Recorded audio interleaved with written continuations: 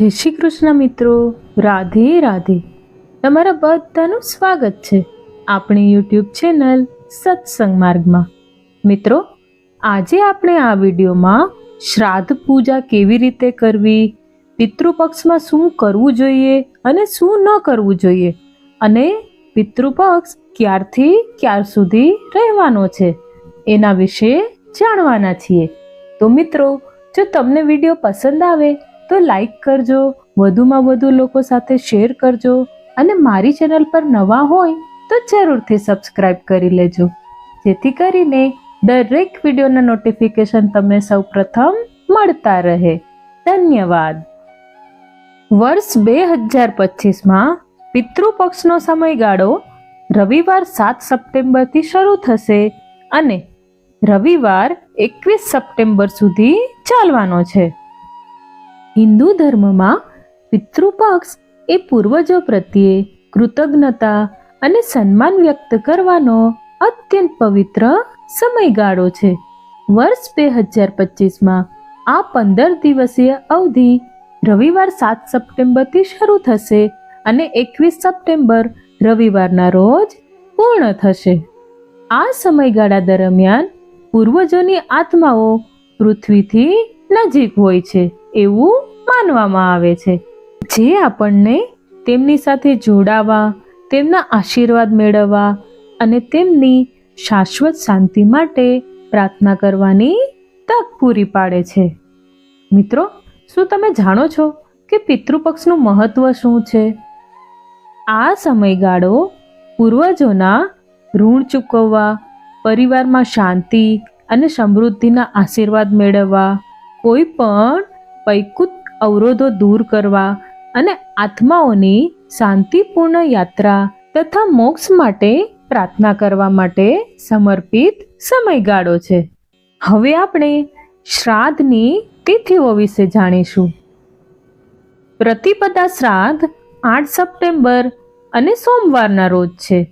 દ્વિતીયા શ્રાદ્ધ 9 સપ્ટેમ્બર, તૃતીયા શ્રાદ્ધ 10 સપ્ટેમ્બર, ચતુર્થી શ્રાદ્ધ 10 સપ્ટેમ્બર, પંચમી શ્રાદ્ધ 11 સપ્ટેમ્બર, ષષ્ઠી શ્રાદ્ધ 12 સપ્ટેમ્બર, સપ્તમી શ્રાદ્ધ 13 સપ્ટેમ્બર, અષ્ટમી શ્રાદ્ધ 14 સપ્ટેમ્બર, નવમી શ્રાદ્ધ 15 સપ્ટેમ્બર, દશમી શ્રાદ્ધ 16 સપ્ટેમ્બર, એકાદશી શ્રાદ્ધ 17 સપ્ટેમ્બર, દ્વાદશી શ્રાદ્ધ 18 સપ્ટેમ્બર અને ત્રયોદશી શ્રાદ્ધ 19 સપ્ટેમ્બર, ચતુર્દશી શ્રાદ્ધ 20 સપ્ટેમ્બર અને છેલ્લું સર્વપિતૃ અમાવસ્ય એ છે 21 સપ્ટેમ્બરના રોજ.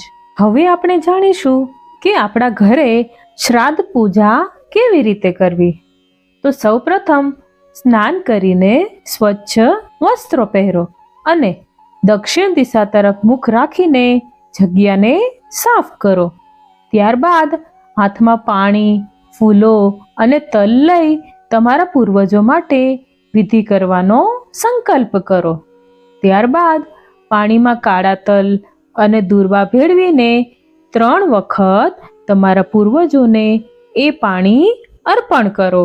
હવે ચોખા અથવા જવના લોટમાંથી બનાવેલા પિંડને કેળાના પાન પર મૂકો.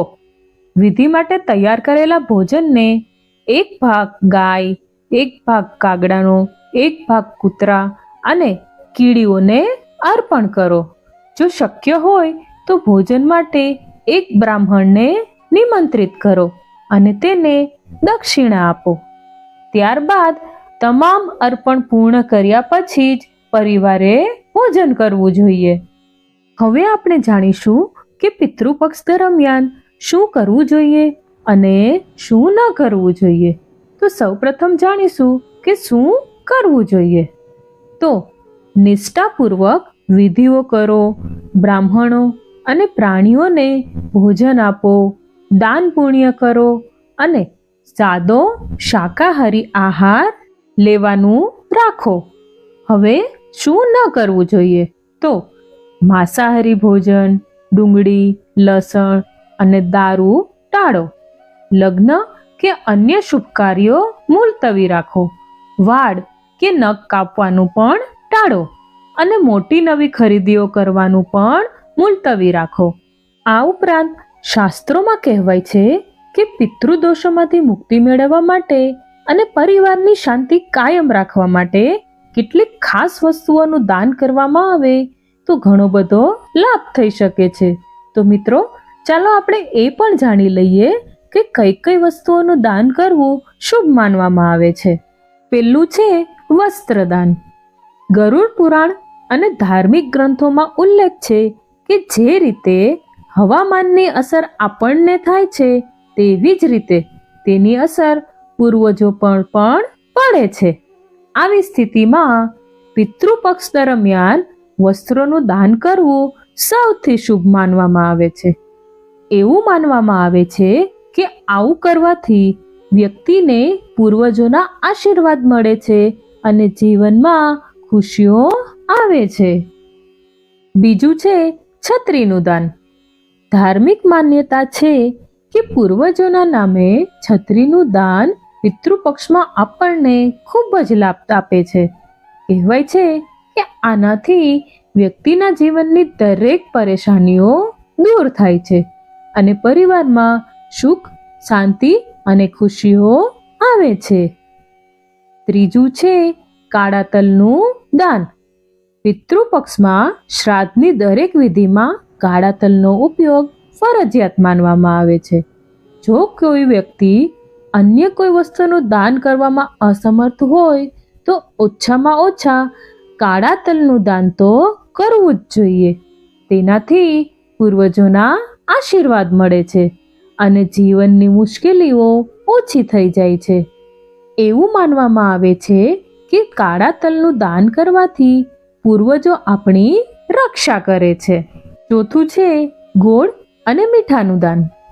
જો ઘરમાં લાંબા સમયથી વિખવાદ, તણાવ અને આર્થિક તંગી રહેતી હોય તો પિતૃપક્ષ દરમિયાન ગોળ અને મીઠાનું દાન અત્યંત લાભકારી માનવામાં આવે છે.